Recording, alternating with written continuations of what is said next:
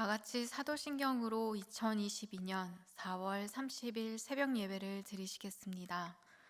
전능하사 천지를 만드신 하나님 아버지를 내가 믿사오며 그 외아들 우리 주 예수 그리스도를 믿사오니 이는 성령으로 잉태하사 동정녀 마리아에게 나시고 본디오 빌라도에게 고난을 받으사 십자가에 못 박혀 죽으시고 장사한 지 사흘 만에 죽은 자 가운데서 다시 살아나시며 하늘에 오르사 전능하신 하나님 우편에 앉아 계시다가 저리로서 산자와 죽은 자를 심판하러 오시리라.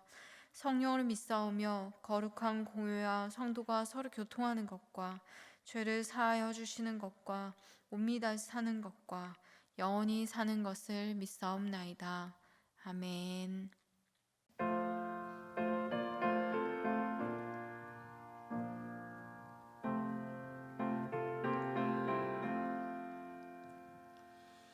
죄짐 받은 우리 구주 어찌 좋은 친구인지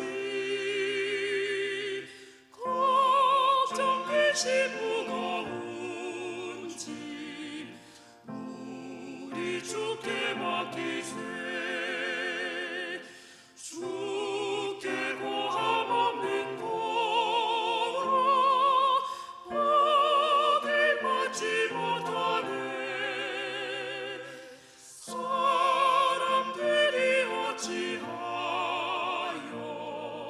아를 줄을 모를까 시험 걱정 모든 괴로움 없는 사람 누구가 부질없이 낙심 말고 기도드려 하래세 이런 진실하신 친구 찾아볼 수 있을까 우리 약함하시오니 어찌 아니하리까 근심 걱정 무거운 짐 아니 진짜 누군가 피난처는 우리 예수 주께 기도드리세 세상 친구 멸시하고 나를 조롱하여도 예수 품에 안기어서 참된 위로 받겠네.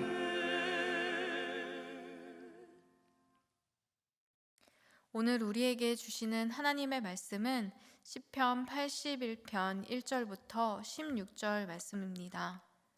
우리의 능력이 되시는 하나님을 향하여 기쁘게 노래하며 야곱의 하나님을 향하여 즐거이 소리칠지어다. 시를 읊으며 소고를 치고 아름다운 수금의 비파를 아우를지어다. 초하루와 보름과 우리의 명절에 나팔을 불지어다. 이는 이스라엘의 율례요 야곱의 하나님의 율례로다. 하나님이 애굽 땅을 치러 나아가시던 때에 요셉의 족속 중에 이를 증거로 세우셨도다. 거기서 내가 알지 못하던 말씀을 들었나니 이르시되 내가 그의 어깨에서 짐을 벗기고 그의 손에서 광주리를 놓게 하였도다. 내가 고난 중에 부르짖음에 내가 너를 건졌고 우레소리의 은밀한 곳에서 내게 응답하며 무리바 물가에서 너를 시험하였도다. 내 백성이여 들으라. 내가 내게 증언하리라. 이스라엘이여 내게 듣기를 원하노라. 너희 중에 다른 신을 두지 말며 이방 신에게 절하지 말지어다. 나는 너를 애굽 땅에서 인도하여 낸 여호와 내 하나님이니 내 입을 크게 열라. 내가 채우리라 하였으나 내 백성이 내 소리를 듣지 아니하며 이스라엘이 나를 원하지 아니하였도다. 그러므로 내가 그의 마음을 완악한 대로 버려두어 그의 임의로 행하게 하였도다. 내 백성아, 내 말을 들으라. 이스라엘아, 내 도를 따르라. 그리하면 내가 속히 그들의 원수를 누르고 내 손을 돌려 그들의 대적들을 치리니 여호와를 미워하는 자는 그에게 복종하는 채할지라도 그들의 시대는 영원히 계속되리라. 또 내가 기름진 밀을 그들에게 먹이며 반석에서 나오는 꿀로 너를 만족하게 하리라 하셨도다. 아멘. 오늘 예배를 위해 함께 기도하시겠습니다. 하나님, 오늘도 우리에게 새날을 허락하여 주심을 감사드립니다. 매일매일의 삶 속에 감춰두신 하나님의 은혜를 발견하며 감사로 하루하루를 살아가게 하시니 감사합니다. 과거의 죄와 허물을 떠올리며 후회하고 낙심하며 미래를 걱정하는데 오늘을 사용하지 않게 하시고 오늘도 주님만을 의지하겠다고 하는 결단으로 하나님께 대한 우리의 믿음이 자라나는 하루가 되게 하소서.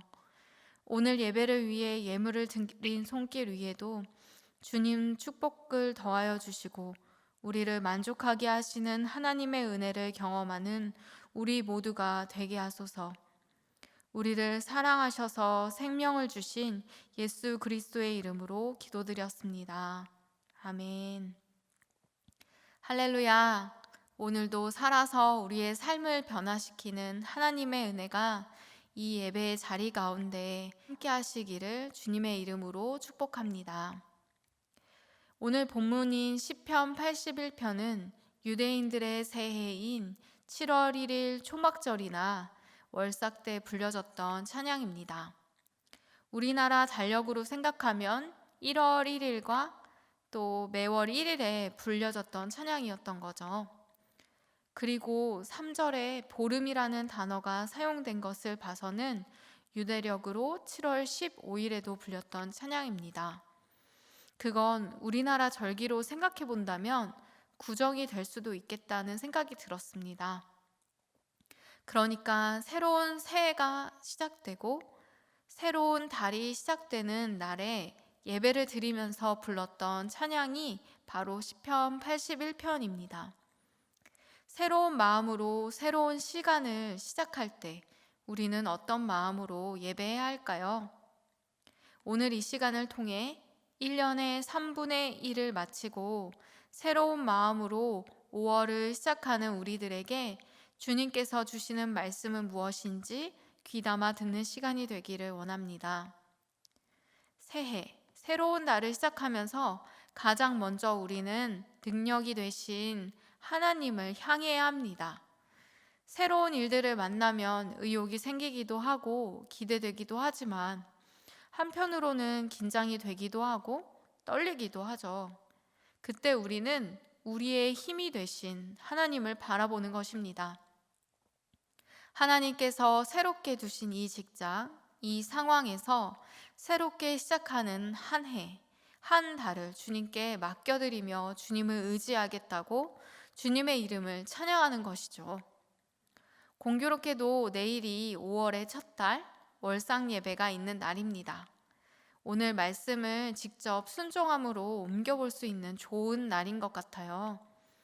우리의 5월을 전능하신 하나님께 맡겨드리며 주님을 찬양할 때 하나님께서는 그 예배를 기쁘게 받으실 줄 믿습니다.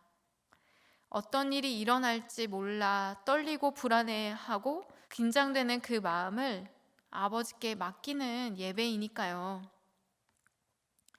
여기 1절부터 3절까지는 하나님께 즐거이 노래하며 즐거이 소리치고 시를 읊으며 소고와 수금과 비파를 연주하고 나팔을 부르라고 명령하셨는데요. 그 당시에 사용할 수 있는 모든 악기와 목소리로 하나님을 찬양하고 있음을 알 수 있습니다. 그러니까 시편 81편을 읽으면 잔치에서나 들을 수 있는 풍악 소리를 들을 수 있어야 이 말씀을 제대로 읽고 있다고 할 수 있습니다. 여러분, 소리가 들리시나요?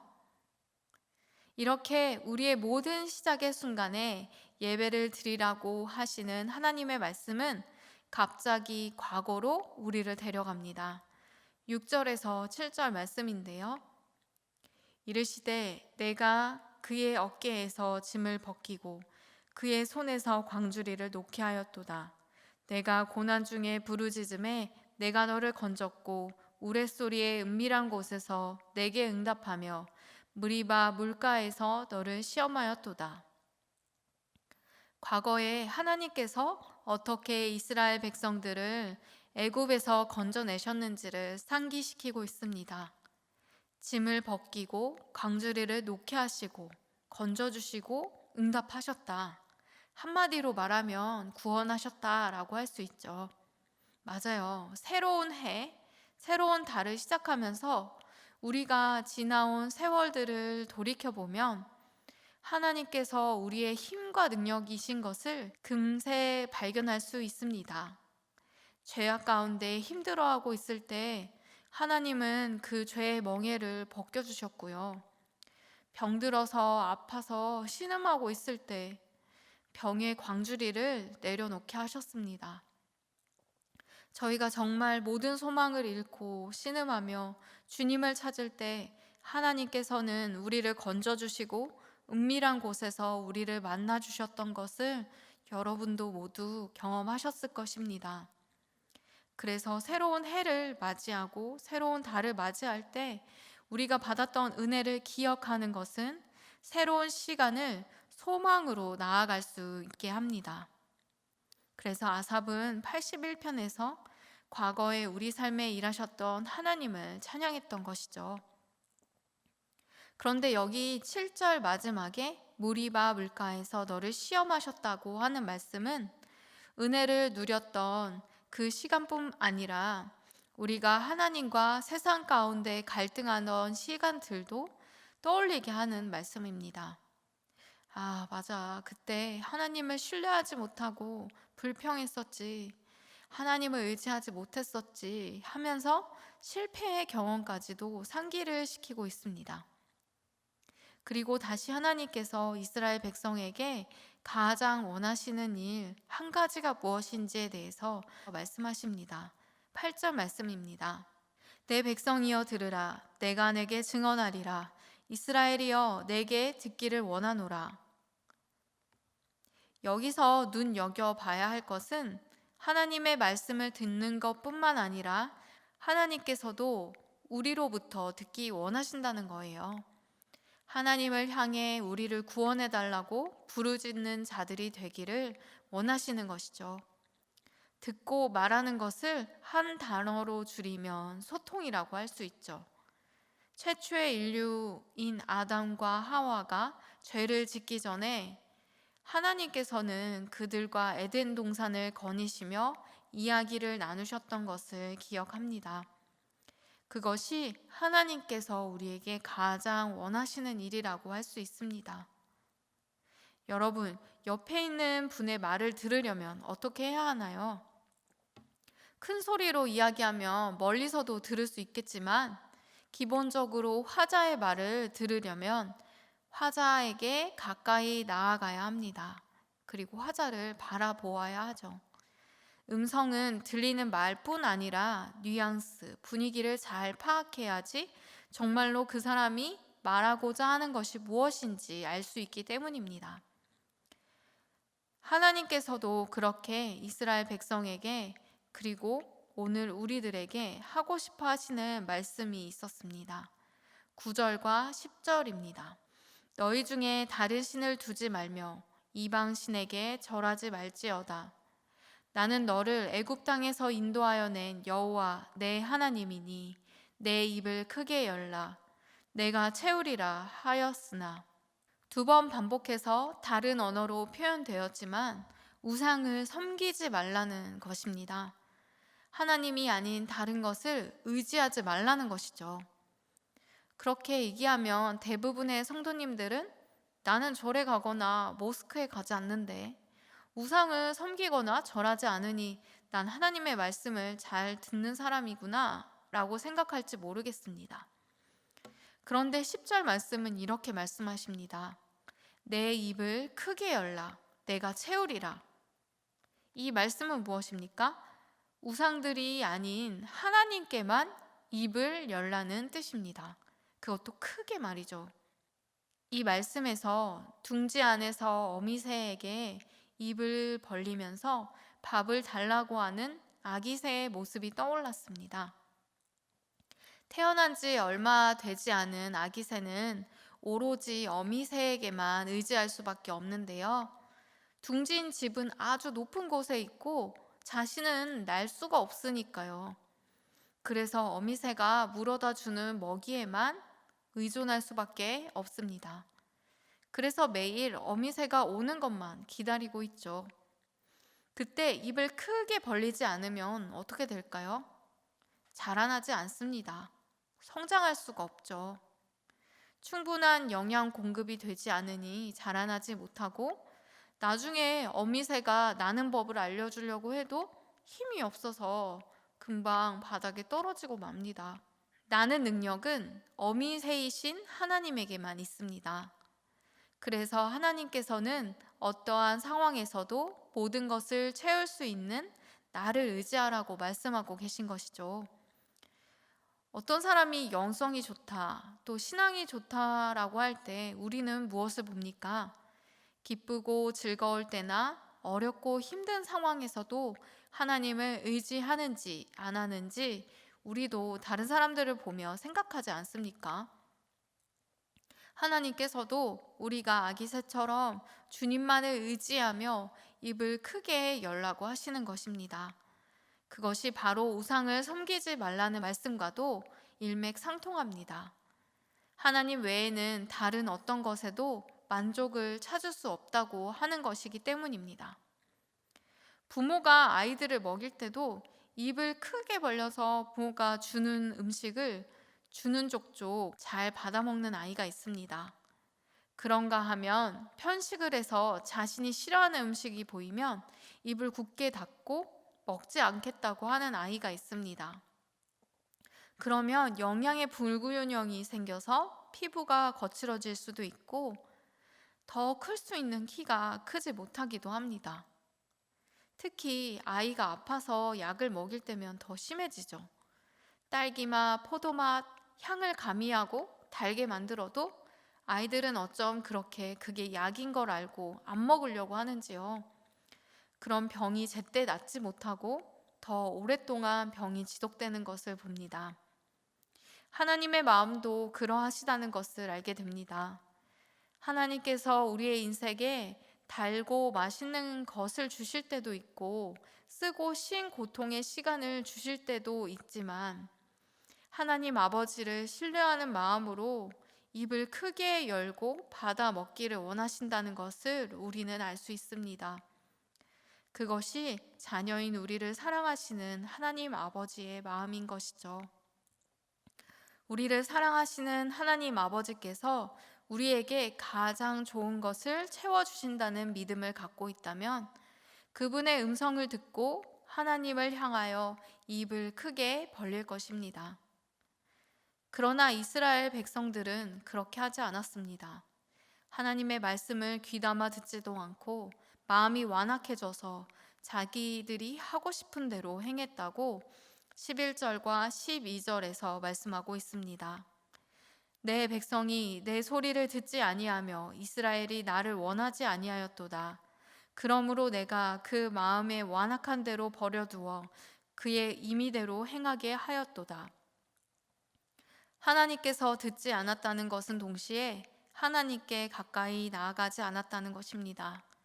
하나님께서는 하나님이 주시고자 하시는 것을 거부하고 자기가 원하는 것을 따라 하나님을 떠나버린 이스라엘 백성을 내버려 두셨다고 합니다. 아무리 말을 해도 듣지 않은 자녀에게 부모도 어떤 손을 쓸 수 없는 것과 같습니다. 그렇지만 그것의 결말은 그 중간 과정은 나와 있지 않지만 다시 하나님께 돌아왔다는 것입니다. 탕자가 아버지를 떠나 온갖 고생을 하고 나서야 아버지의 집을 떠올리고 아버지의 품에 안기게 된 것처럼 이스라엘 백성 또한 다시 주님 앞에 나온 것이죠. 그래서 13절 이하의 말씀을 들을 수 있게 된 것입니다. 내 백성아, 내 말을 들으라. 이스라엘아, 내 도를 따르라.